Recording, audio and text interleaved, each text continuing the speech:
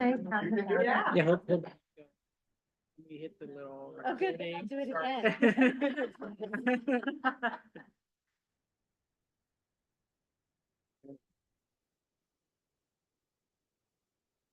Hello, everyone.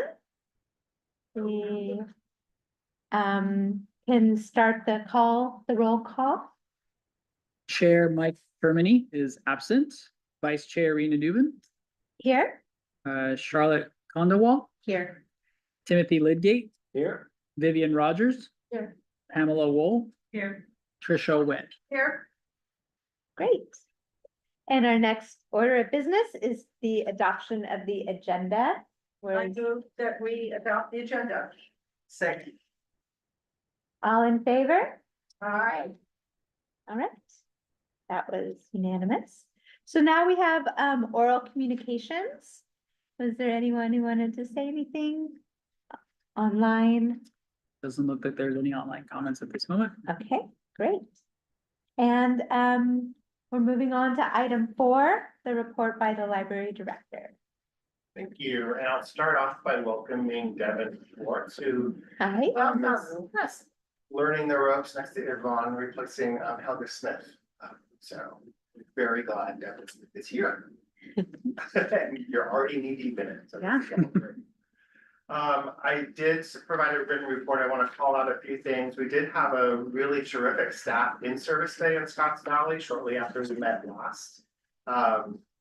With a variety of training and social capital activities during the day, and we thoroughly exhausted everyone. And then, of course, came back 2 days later to meet me at the downtown event, which was also wonderful. I'm going to let Sarah speak to that in her report. In the report, did include information related to the latest twists and turns with the Institute for Museum and Library Services, since that was a topic last time. This is directly from the state librarian's message to librarians last week or early last week. And even with the governor's May revise and with the board actions halting the dismantling of the IMLS, this information does not change. There is not an expectation that there will be a full year funding next year from the IMLS for these until there's new information saying otherwise. So that's how we are all library directors are currently planning in this. But I did include that here. A couple of other things I wanted to point out in the director's report. We have done, as you know, before I got here, we used Felton Library as a cooling center. So the county's OR3 unit, the Office of Resiliency and the other 2 R's, met with us to develop a formal MOU for select branches, and the branches that they've selected are Boulder Creek, Felton, Scotts Valley, and Aptos to be cooling centers or resilience centers. So we're working through those processes now. Again, the nice thing about that is it allow the branches to stay open later than they currently are on affected days or open on a Sunday. And the OR3 pays for the staffing or the security or whatever resources are needed to open or not already currently open. So Can I just interrupt for a second? Sure. So, but it would be staffed by our staff, but it would be paid for by their. no, they will bring it. They come in, They'll come okay, in. Yeah, absolutely. okay.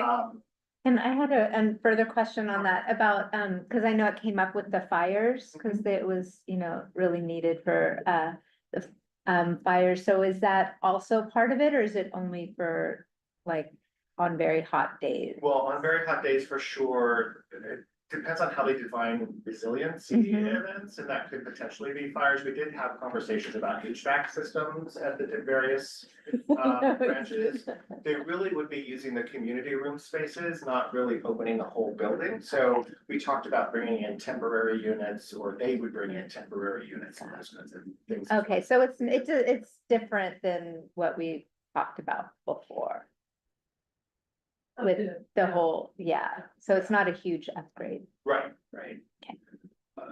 Although we could use this to get that upgrade. I know.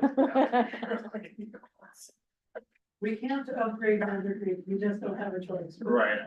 Our cost is ready to go for anything that has a high enough HVAC system.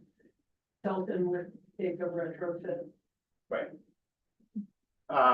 We did ask them why they chose those branches, and it really was locations and where the likely events would be. I asked about this branch, they said, well, you know, if something happens in Capitola, they're gonna send them to the mall, such parking and the air conditioned mall. So that's why they chose. Another thing I just wanted to point out, one of the staff suggested about a month ago for Pride, since it's Santa Cruz's 50th Pride, that we do a Pride library card. So these are gonna arrive next week. And it just says Pride and then Orgullo in Spanish. And so people who are registering can come and choose this among the different types of library cards they can choose from when they're coming. And we will be in the parade. You're all welcome to walk with us if you want. And then also, just as an FYI, Tricia, you just pointed this out, I did include in the informational section the annual report from the American Library Association on the state of America's libraries. It always has some useful information, brings up some of the issues that most of the rest of them are facing, that we're a little bit insulated from, but I did include it in here. Information. I have one question for Christopher. So, heartbreaking, budget, news from the state library. Mhm. I'm wondering, just directly for Santa Cruz, were there any the programs or any funds that we were hoping to get from these categories that we're now not going to get?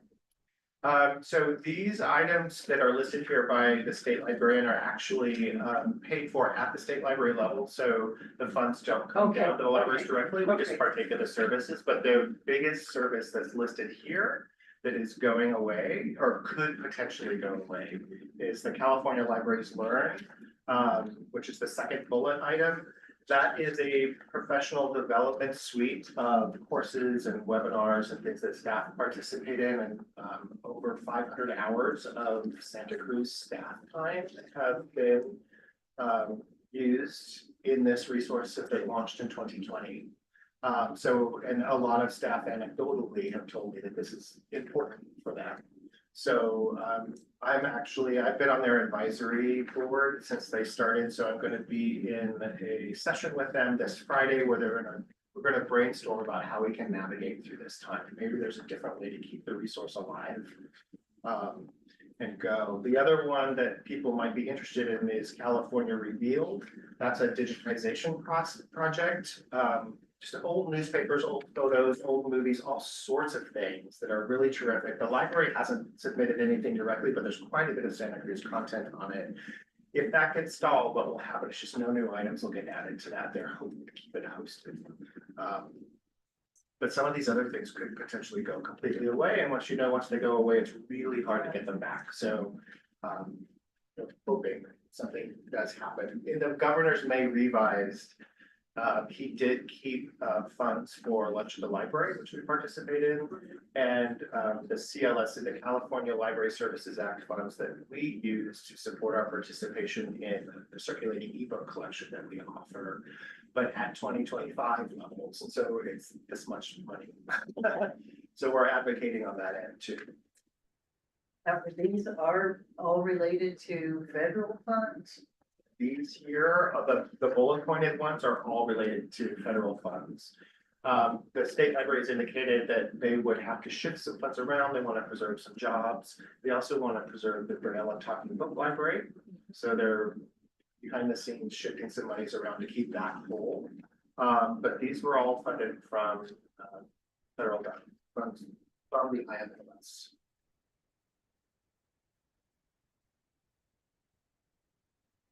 Are there any other comments or questions?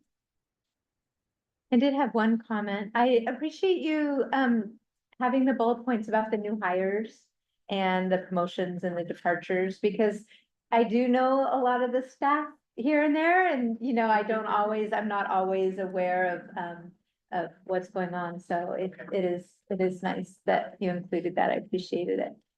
Thank you. We are actively interviewing for most of those in the thing right now, as Laura and the team can say. They're been many hours of interviews this week, so. Getting lots of good candidates. Yes, we are. Great, that's great. Great. And I don't know if this is for the public, if the public gets to weigh in on They can, and there is actually one online. it. Okay, See, it's a phone number. Your, Good evening, everyone. This is Judy Grunstra. I really wanted to comment on under oral communications, but that went by so extremely fast that there was no time for me to even, press Sorry star, about that. press unmute. So I wonder if I can do my oral communications at this yes, time. of course, Thank you. of course, go ahead. Okay. A few weeks ago, the JPA approved a new funding mechanism to fund the downtown library above and beyond what Measure S, was what was still left of Measure S, which wasn't that much. And I wonder if you LAC members understood this mechanism, because I sure didn't. Something to do with getting the other jurisdictions to contribute some money? I really don't understand. And I hope you do, because you should. For several years, people have been asked, city staff and the director, how much money was left for Measure S to pay for the library. But somehow we never got an answer. The last I heard, it was like $15 million.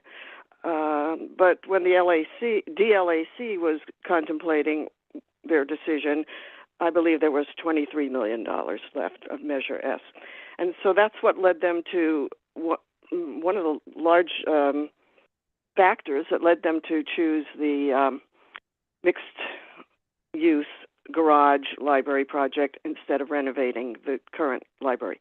So, I know you don't answer questions in this format, but here are some questions anyway that the public would like to know.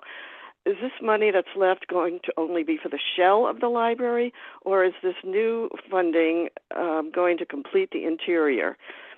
And if this mechanism can come into play now, why was it not suggested back in 2017 when the DLAC was trying to figure out how much money there was? And lastly, I'd love to know the estimated cost of this new library. Last I heard, it was about $40 million. So that's my comment during oral communication. And I know you can't answer many of these questions, but perhaps I could have a meeting with Mr. Blatt. Thank you. Thank you so much. We appreciate it.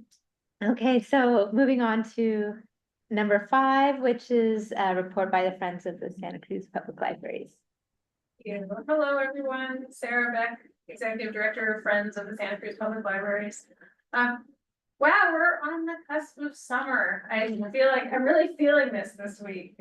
We're really so excited and proud to be supporting the summer reading, as well as what we're now calling the Literacy Fund. And this is something that is kind of a new concept, because we are bundling a number of these literacy related programs in order to try to create some funding for the library and to offset, as Christopher has been talking about, some of the budget needs that we cannot support. And so it's really nice for us. And I really see it almost as a favor, because we are, obviously so excited to align ourselves with all of the wonderful literacy programs. And that is mission work for us as well. So very excited about that aspect of the summer. And we're really looking hard right now at fiscal year 2026 and how we can make sure we're meeting the ask for those. And wow, we had the Downtown Library Festival, which was fabulous, and thank you all who were able to be there and be supportive. It was kind of a whirlwind. The last, 48 hours right before then, before the event, we found out that we received the Monterey Peninsula Foundation grant for $400,000 matching. So I've never been so excited to rush creating a sign, getting that ready, but we had a fantastic event on many fronts. It was very successful. The public was able to ask questions about the downtown affordable housing and library project. We had tons of amazing programs that the staff of the libraries were there and engaged with the public on. We actually received some funds and we sold some book plates that are gonna be in books in the new library. So really, it was just a wonderful engagement experience. And we ended up with a large number of people interested in the potential new Downtown Friends chapter. So that was a really good outcome as well. So a lot going on there, and we're really thinking about how to build on the momentum of that day. And we're taking it on the road. Not actually that far on the road. The Friends, Capital Campaign and board are gonna make sure that we are at as many big moments this summer as we can be at to engage with more public. We're gonna be at Pride and in the parade, and we're gonna be at Juneteenth, and we're gonna be at the farmer's market when it moves, and we'll probably keep being at the farmer's market. And we're gonna set ourselves up with our renderings in the lobby of the downtown library, and we're gonna make sure we're in the library for, all kinds of programming. I mean, hopefully we'll be there for, nearly every really exciting program that happens sometime this summer. So that is our hope, because we really want to keep engaging people. We had a really fun activity, the time capsule. It's backed by popular demand. People want to share their thoughts and feelings about the new library and want to, add a little something to this box that's going to be opened when the new downtown library is open. So it's a lot of fun, and then we're going to keep selling book plates and letting people engage with us all summer. Other than that, we've just got a lot of other things going on throughout Friends. I mean, we've got a summit coming up. It is now an annual summit since we had one last year. So it's an opportunity for all of the board and chapters and chapter leadership, as well as library staff, to be together and really talk about some of our bigger goals and, get together, compare notes and have some community experience. So that's gonna be happening June 11th. And we've just got Friends doing things in all the chapters right now. It's just, it's an endless list of great activities and events. So I hope to see you out and about soon. That's all I'll say for right now. Great, thank you. I don't know if this is a comment. Well, I think, yeah, all Okay, items did, but, sorry. there aren't been, There are not. no, yeah. Okay. Anything else? And member reports. Well, I just have two quick things. The first is really just to thank the LAC for showing up at that downtown event. It really was so special of you guys to come and show your support for the library. So I just really want to thank you for that. And the second thing is, and this isn't really related to the LAC, but the Aptos Friends, in conjunction with the Aptos History Museum, are doing an event on June 7th called When Aptos Was Hollywood. And it's when there were a lot of silent films filmed in the Aptos area. And I think it's going to be a lot of fun. So it's 4:00 Saturday afternoon, and there will be refreshments. So if you're interested, please come on out to the library. That's great.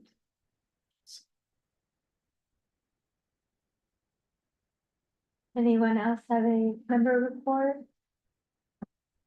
I did want to just echo how wonderful the event was, and yeah, kudos, and just very excited.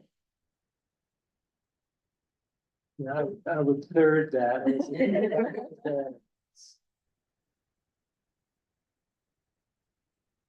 Were there any public comments? There are no online comments. Okay. So now we have the consent calendar. If we wanted to make a motion to, I move that we approve the consent calendar. A second. and we can have a vote. So, all in favor? Aye. And no nays. Yeah. Okay, and on to the general business.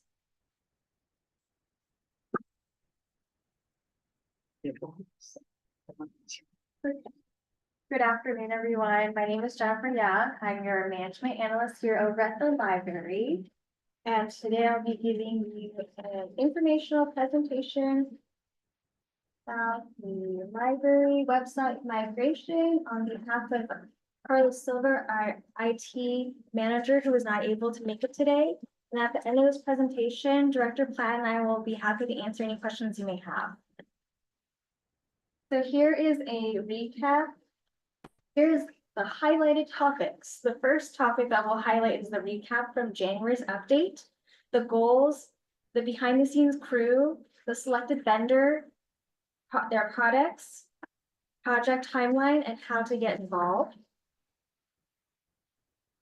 So here is our recap from January. Our lovely IT manager, Carlos, is here with us in spirit. He was definitely cracking up that I was putting him in our slide deck. I want to jog your memory back to January 13th. We were at Aptos. That was when the commission last received an update about the project.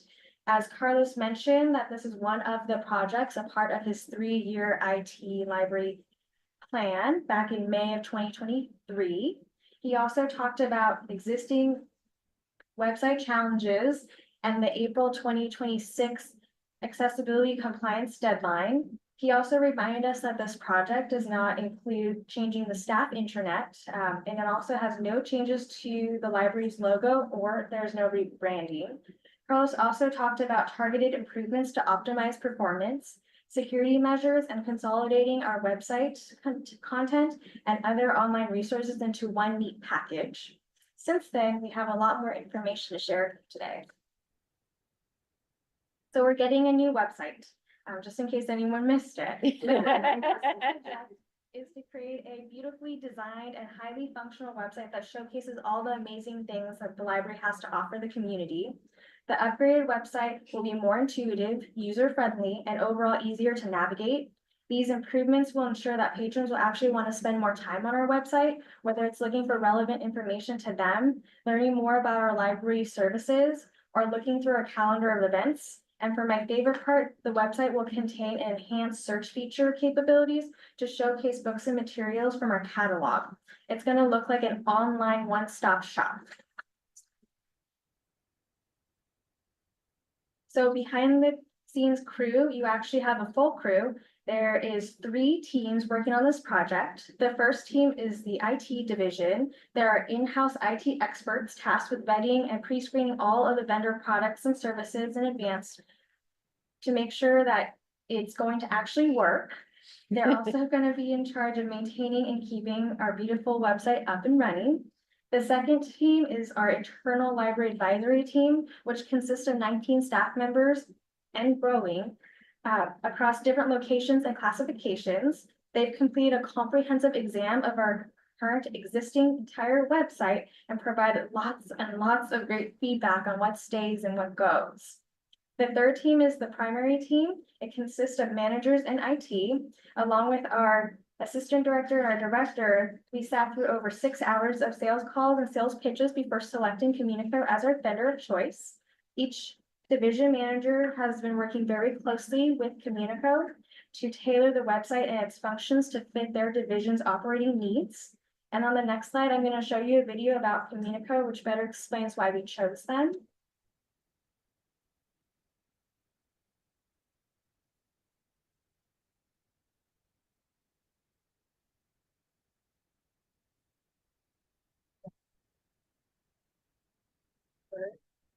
We have cloud-based applications which have been built by us from the ground up, specifically for libraries.